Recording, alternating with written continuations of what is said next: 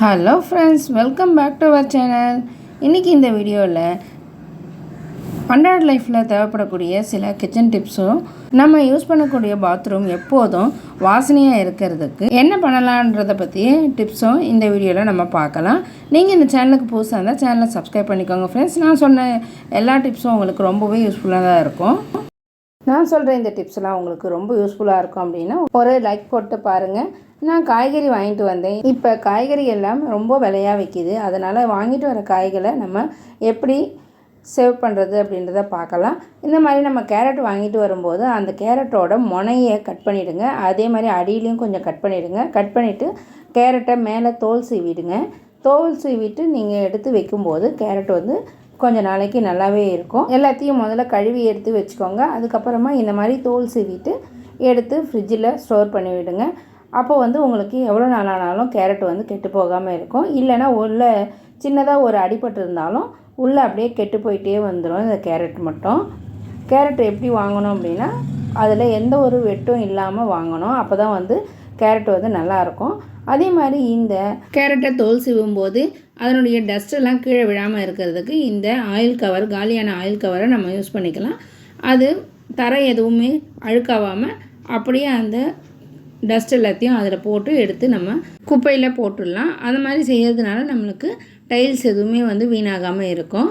Try பண்ணி பாருங்கள், ரொம்ப யூஸ்ஃபுல்லாக இருக்கும். இந்த கேரட்டை நம்ம தோல் சீவிட்டு எடுத்து வைக்கும்போது ரொம்ப நாளைக்கு வாடாமல் வதங்காமல் இருக்கும்.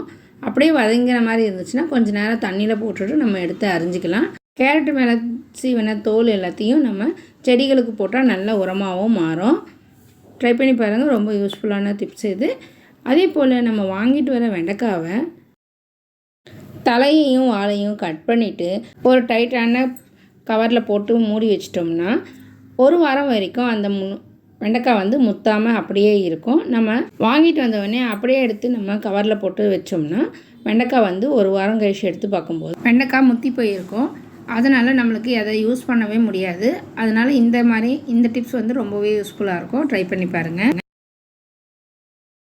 வெங்காயத்தக்காளி நம்ம வாங்கிட்டு வரும்போது அந்த வெங்காயத்தக்காளியை நம்ம ஸ்டோர் பண்ணக்கூடிய அந்த ட்ரேயில் ஒரு நியூஸ் பேப்பர் இல்லைன்னா இந்த மாதிரி ஒரு கார்ட்போர்டு வச்சுக்கோங்க. நம்ம வீடுகளில் ரைஸ் வாங்கக்கூடிய அந்த பேக் இருக்கும், அதை கூட நீங்கள் இதுக்கு யூஸ் பண்ணிக்கலாம். இந்த மாதிரி நம்ம யூஸ் பண்ணும்போது அடியில் எந்த வித தும்பு தூசு எதுவுமே கீழே விழாது. இதெல்லாம் தான் எங்களுக்கு தெரியுமே, இது என்ன பெருசாக சொல்கிறீங்க அப்படின்னு நினைக்காதீங்க. நான் செஞ்ச இந்த தப்பை நீங்கள் யாரும் செய்யாதீங்க. முக்கியமாக பூண்டு வாங்கும்போது நம்ம ஈரப்பூண்டாக வாங்கக்கூடாது. ஈரப்பூண்டாக வாங்கினோம்னா அதில் நம்மளுக்கு மணி தான் வேஸ்ட் ஆகும். ஏன்னா நம்மளுக்கு 1 கிலோ பூண்டு வாங்குகிறோம்னா அது நல்லா காஞ்ச பிறகு 1/2 கிலோ பூண்டாக தான் நிற்கும். அதனால் பார்த்து வாங்குங்க. ஈரப்பூண்டாக வாங்கிட்டோம்னா உடனேவே இதை மாதிரி தனித்தனியாக பிரித்து எடுத்து வச்சிடணும். பிரித்து எடுத்து காய வச்சிடணும். முக்கியமாக வெயிலில் காய வைக்கக்கூடாது, நிழலே காய வச்சிடணும். இந்த மாதிரி நம்ம ஈரப்பூண்டாக வாங்கிட்டு வந்தோம்னா நமக்கு தான் மணி வேஸ்ட்டாக போகும். பாருங்கள் எவ்வளோ ஈஸியாக பூண்டு உரிக்க வருதுன்னு சொல்லிட்டு ஒரு 5 நிமிஷத்தில் பூண்டை கொட்டின ஒரு 5 நிமிஷத்தில் இவ்வளோ பூண்டு நான் உரிச்சிட்டேன். பூண்டு வாங்கிட்டு வந்த உடனேவே இது மாதிரி தனித்தனியாக ஒரு பல்லும் தனித்தனியாக பிரித்து போட்டுடுங்க. அப்போ தான் உங்களுக்கு பூண்டு ரொம்ப நாளைக்கு காஞ்சி நல்லா இருக்கும். பாருங்கள் எவ்வளோ பூண்டு உரிச்சிட்டேன்னு. இந்த மாதிரி பூண்டை உரித்து வைக்கும்போதும் ஒரு நல்லதுக்கு தான். இந்த மாதிரி உரித்து வச்ச பூண்டை ஒரு டப்பா இல்லைன்னா இந்த மாதிரி கண்ணாடி கண்டெய்னரில் போட்டு ஃப்ரிட்ஜில் வச்சுருங்க. இல்லைனா வெளியில் வச்சுருந்தீங்கன்னா ஒரு 4 நாளைக்கு நல்லாயிருக்கும். உள்ளே வச்சிங்கன்னா ஒரு 10 நாள் 15 நாள் ஆனாலும் பூண்டு கெட்டு போகாமல் நல்லாவே இருக்கும். இந்த டிப்ஸ் ரொம்பவே யூஸ்ஃபுல்லாக இருக்கும். ட்ரை பண்ணி பாருங்கள். ட்ரை பண்ணி பார்த்தது எப்படி இருந்துச்சுன்னு சொல்லிட்டு கமெண்ட்டில் சொல்லுங்கள். இந்த மாதிரி கண்ணாடி பாட்டிலெலாம் வாங்கணுன்னா கடையில் ரொம்ப விலையாக இருக்கும். அதுக்கு நம்ம காலியான கிச்சன் பாட்டிலை தூக்கி போடாமல் இந்த மாதிரி யூஸுக்கு நம்ம யூஸ் பண்ணிக்கலாம். இதுவும் ஒரு மணி சேவிங் டிப்ஸாக இருக்கும். ட்ரை பண்ணி பாருங்கள், ரொம்ப யூஸ்ஃபுல்லாக இருக்கும். அழகாகவும் இருக்கும், நம்மளுக்கு டிரான்ஸ்பரண்ட்டாக பார்க்குறதுக்கும். ஸ்டிப் என்னன்றதை பார்த்துடலாம். நம்ம இந்த மாதிரி தக்காளி எல்லாமே ஸ்டோரேஜ் பண்ணும்போது அந்த ட்ரேயில் ஒரு நியூஸ் பேப்பர் போட்டுக்கோங்க. அப்படி இல்லைன்னா இந்த மாதிரி தாம்பூலப்பை இருந்துச்சுன்னா, இது குட்டியாக இருக்கிற தாம்பூலப்பை, இந்த தாம்பூலப்பையை நம்ம டபுளாக கிழிச்சிட்டும் போடலாம்.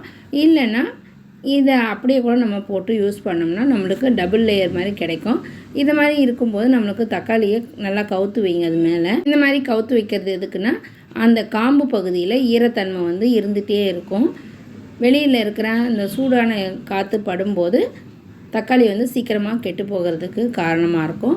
அதனால் இந்த மாதிரி நல்லா அழகாக கவுத்து வச்சிட்டிங்கன்னா உங்களுக்கு வெளியிலேருந்தே தக்காளியை யூஸ் பண்ணுறதுக்கு ரொம்ப நல்லாயிருக்கும். இந்த மாதிரி நாட்டு தக்காளி ஆகட்டும், பெங்களூர் தக்காளி ஆகட்டும், எந்த தக்காளியாக இருந்தாலும் நம்ம ஃப்ரிட்ஜில் வைக்காமல் அப்படியே வச்சு யூஸ் பண்ணுறது ரொம்ப நல்லதுன்னு சொல்கிறாங்க. அதனால் நாமளும் வந்து இந்த மாதிரி நம்ம எடுத்து ஸ்டோர் பண்ணும்போது அது சீக்கிரமாக கெட்டு போகாமல் இருக்கும். ட்ரை பண்ணி பாருங்கள். நெக்ஸ்ட் இப்போ என்னன்றதை பார்க்கலாம். இது ஒரு சூப்பரான டிப்ஸுங்க.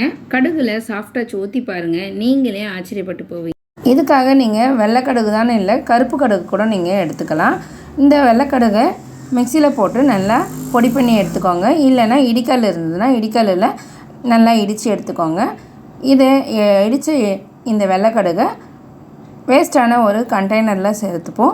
அது கூடவே 1 டீஸ்பூன் அளவுக்கான பேக்கிங் சோடாவை அதில் கலந்துக்கோங்க. இந்த 2 பொருளையும் நல்லா கலந்து விட்டுக்கோங்க. இப்போ இதை நம்ம எதுக்காக யூஸ் பண்ண போகிறோம் அப்படின்னு பார்த்தீங்கன்னா, இதை வந்து ஒரு ரூம் ஃப்ரெஷ்னர் மாதிரி தான் யூஸ் பண்ண போகிறோம். அதாவது இதை பாத்ரூமில் வச்சோம்னா நல்ல ஒரு ஏர் ஃப்ரெஷ்ஷாக இருக்கும்.